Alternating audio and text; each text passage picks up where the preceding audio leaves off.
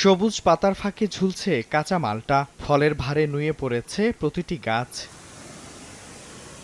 পিরোজপুরের বিভিন্ন এলাকা জুড়ে এখন জনপ্রিয় মাল্টার চাষ। এমনকি বাড়ির আঙিনায় শখের বশে অনেকেই মাল্টা গাছ রোপণ করছেন। মাটি ও আবহাওয়া মাল্টা চাষের উপযোগী হওয়ায় ফলন হয়েছে ভালো। মাল্টার চারা রোপণের পর 1 বছরের মধ্যেই ফল আসে। সরাসরি বাগান থেকে প্রতি কেজি মাল্টা 80 থেকে 90 টাকা পাইকারি দরে কিনে নেন ব্যবসায়ীরা।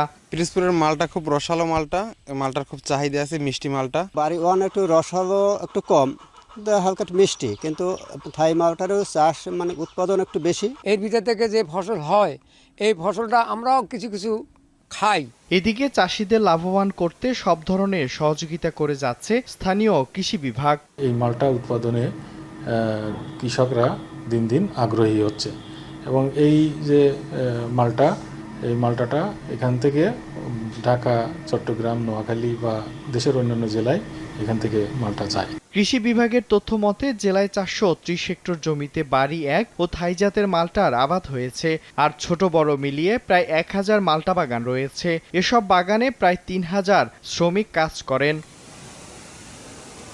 সময় সংবাদ, পিরোজপুর।